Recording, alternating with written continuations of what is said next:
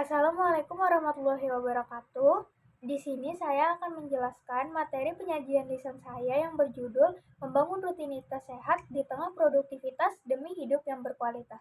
Sebelumnya, perkenalkan nama saya Feby Maulidia Putri dengan NIM 24109122200013 dari Program Studi Kesehatan Masyarakat Angkatan 2024. Pertama-tama, saya akan menjelaskan mengenai pendahuluan. Di sini ada yang namanya produktivitas. Apa sih itu produktivitas? Jadi, produktivitas itu adalah gambaran mengenai ukuran atau tingkatan efisiensi seseorang atau suatu sistem dalam mencapai hasilnya. Kalau dalam konteks individual dan organisasi, produktivitas ini sangat berkaitan dengan kemampuan seseorang. Jadi, seberapa besar sih capaian yang bisa dicapai oleh seseorang itu dengan memanfaatkan waktu, energi, dan sumber daya yang dia miliki. Nah, semakin besar tingkat produktivitas yang seseorang itu lakukan, maka semakin besar juga hasil yang bisa ia dapatkan. Maka dari itu, produktivitas itu sangat berperan penting. Karena apa? Karena tingkatan produktivitas itu mempengaruhi capaian dan hasil seseorang. Kita akan membahas isinya. Nah, seperti yang dijelaskan pada pendahuluan tadi, produktivitas itu sangat berdampak langsung pada efisiensi, kesejahteraan, dan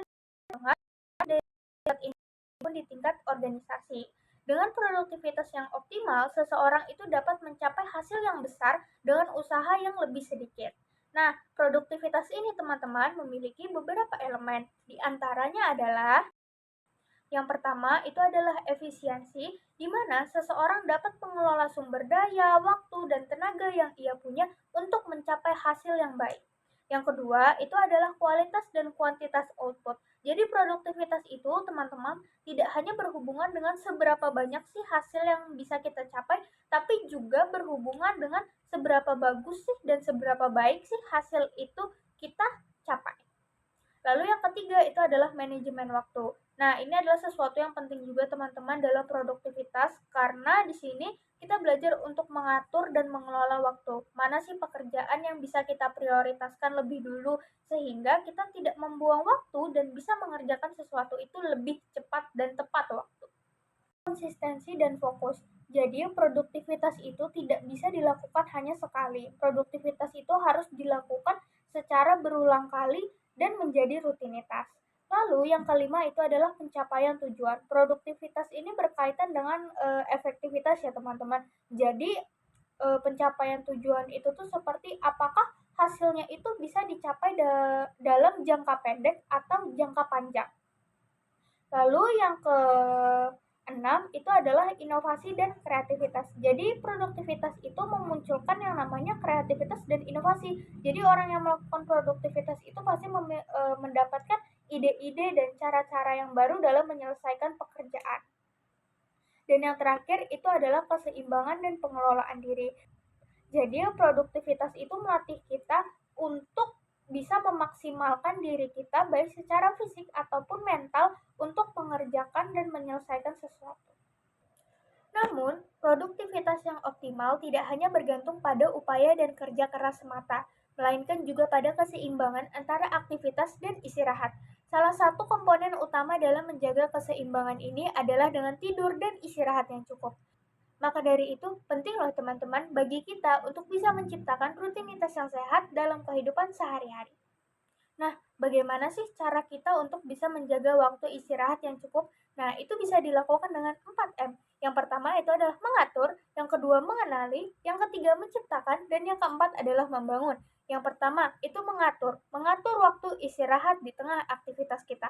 Jadi, ketika teman melakukan sebuah pekerjaan, teman-teman itu harus bisa mengatur waktu teman-teman. Misalnya, dalam 1 jam melakukan pekerjaan, teman-teman menyisihkan waktu 10 sampai 15 menit untuk beristirahat atau dengan jangka waktu yang panjang, yaitu dengan 7 sampai 9 jam istirahat dalam 1 hari bekerja. Yang kedua itu adalah mengenali batasan diri. Jadi teman-teman harus tahu nih kapan teman-teman harus beristirahat atau kapan teman-teman harus bekerja. Ketika teman-teman sudah merasa burn out atau sudah lelah, itu berarti teman-teman sudah harus beristirahat.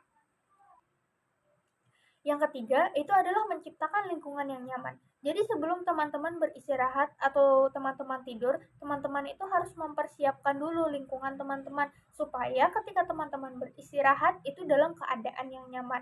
Caranya bagaimana? Teman-teman bisa mengatur yang namanya suhu ruangan atau bisa juga mengatur pencahayaan atau bisa menambahkan wewangian pada tempat istirahat teman-teman supaya teman-teman itu bisa lebih rileks. Lalu yang keempat, itu adalah membangun rutinitas sebelum tidur atau beristirahat. Jadi sebelum tidur teman-teman tuh bisa melakukan yang namanya relaksasi atau peregangan dulu supaya otot-otot teman-teman itu tuh lebih rileks dan lebih tenang sebelum teman-teman tidur dan beristirahat. Nah, kita sudah sampai pada bagian yang terakhir yaitu kesimpulan dan saran. Jadi, membangun rutinitas yang sehat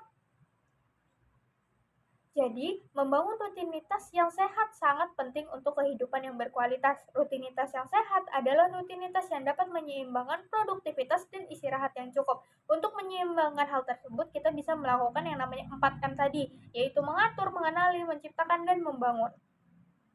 Nah, sarannya adalah dengan tulisan ini diharapkan individu atau kelompok itu dapat sadar akan pentingnya kesehatan fisik dan mental dalam produktivitas. Sebab hasil yang optimal itu tidak dapat dicapai jika manajemen pekerjaan dan waktu istirahat itu tidak terorganisir dengan baik.